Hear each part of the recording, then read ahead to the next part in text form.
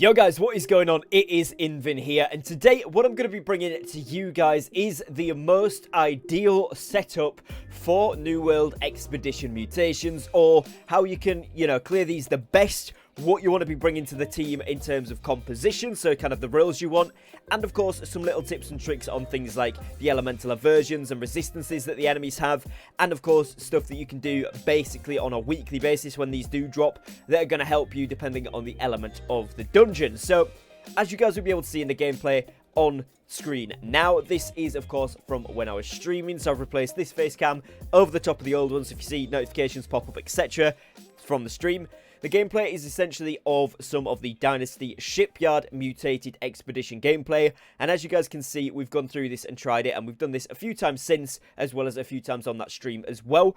And so what we've done is kind of come up with a best solution or best kind of formula on how you can win these more often. Now, if you're not already done so, please do make sure that you do drop a subscribe to the channel down below.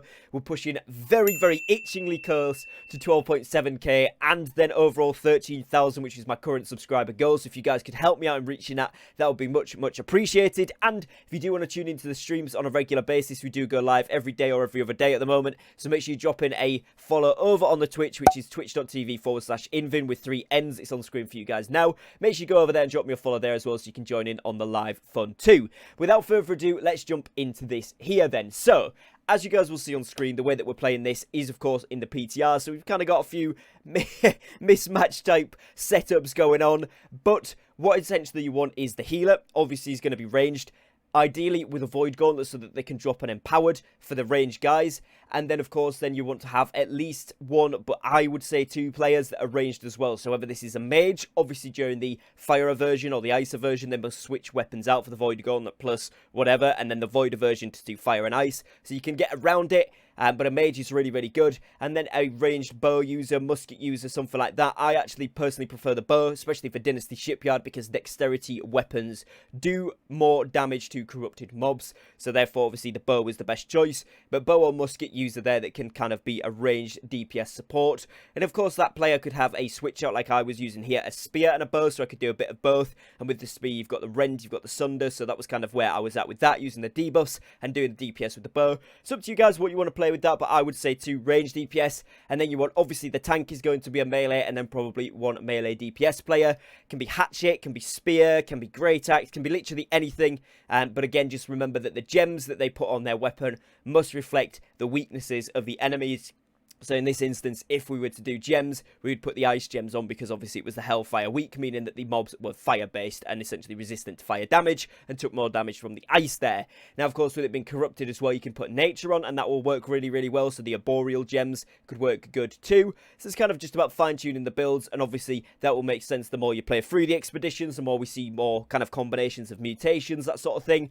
But essentially, yeah, you want a tank and 1 melee DPS, or at a push you could have 2 melee DPSs if you wanted, but I prefer 1 and 1, so you can get the tank in front, the guy hitting behind, and then a range mage, and then a range DPS, and the healer as well, of course. And then if you've got an Empower on the tank, so you could have a tank, and then they also have a Void Gauntlet, or you could have that maybe on your melee DPS, or to be honest, you could just have 1 on your healer, so that you've got a radius where those DPS range guys are going to do extra damage. But you do definitely want 1 to get that extra damage out, so you can improve your time, because obviously these mutations are timed. Now, in terms of what you can do in game, I'm actually going to switch over to the in-game screen and show you guys what these elemental resistances and weaknesses etc are all about. So if we jump in here and have a look at the current one, which does switch over very, very shortly, but it's still actually the Dynasty Shipyard Hellfire Mutation in the PTR. You guys can see on screen, if I hover over Hellfire, it says that enemies may have the following perks. So this gives them a set of prefixes which they can have on them. Not all of them will have each one, and not all of them will have a one of these, but they have the ability to have any of them. So they could be explosive, they could be fiery, they could be fire resistant, they could be ignited, and they could be inflamed, which means, of course, you could still use a fire staff in here effectively for the most part, but they do have a chance to be fire absorption on them by default, which means you'll then be doing less damage to those guys. So it's up to you if you want to switch out, maybe have an ice gauntlet and a fire staff and just switch when they are fire resistant. But for ease of access, I would say just go void and fire on this variant, just, so you can clear everything. Now, this is, of course, on the normal levels, and When you hop up to the intermediate levels, you also get enemy promotions. So this is where they've got Festering, which is a stacking strong disease on a hit, and also they do slicers. When you get up to the hard category, you also get a player curse, which is combustible fire. So again, it's going to be pretty important that you have someone with a cleanse in here. And then when you get to the elite, you have something called shriveled fire, where the lowest percentage health player, all other players are given shriveled weakness, and the lowest percentage player is given a cleanse, but they also get given chain fire. So you have to go to them, take damage to get rid of the shriveled weaken, but you will also take damage from that. So it's a very, very tricky situation to be in the 9 and 10 category. But of course, they are the very, very end game ones that not a lot of players are going to be getting onto straight away. So it is pretty difficult. Now, obviously, with this, you can kind of get some rewards that kind of mimic the element that's kind of in there. So obviously, you've got Smouldering Weapon Shard. This one is a flame attunement. So this adds an additional 15% weapon damage as fire every 2 seconds. And this is the same for Ice, Void, and Nature as well. And obviously that will drop from their respective dungeon mutations as they are mutated to that element. And then you also get a Smouldering Armor Shard, which is a flame conditioning. After being hit with fire damage, gain a 4% fire absorption for 5 seconds. Each armor piece with this perk on increases the potency of the effect. So essentially, again, you can get these for each of the elements, Ice, Nature, and Void, as well as the fire one. And you'll probably need a set for each mutation, to be honest. You'll probably want a piece or a set with each piece having that on, conditioning on each piece, so that you can actually make sure you've got maximum resistances to this. So it's going to take a while to grind up. And of course then obviously the attunements as well. Flame will be good when it's ice attunement, ice will be good when it's the fire attunement like it is now. So you'll need to kind of mix and match these sets, and you can get some gear drops which automatically come with them on. Even from this first bit, you'll see flame attunement on these here, and then the flame conditioning as well. So it is possible to get the craft mods and the armor pieces with it on, but it is going to be a little bit of a grind to get yourself up there. So again, having those sets is going to be perfect, and that's going to put you at a huge advantage. Now, this may change. So for example, the reason that on Hellfire the ideal team is having 3 ranged, including the healer, is because they have this one down here, which is Enflamed 1, which is where enemies cast a burn zone on attacking players, dealing fire damage over time.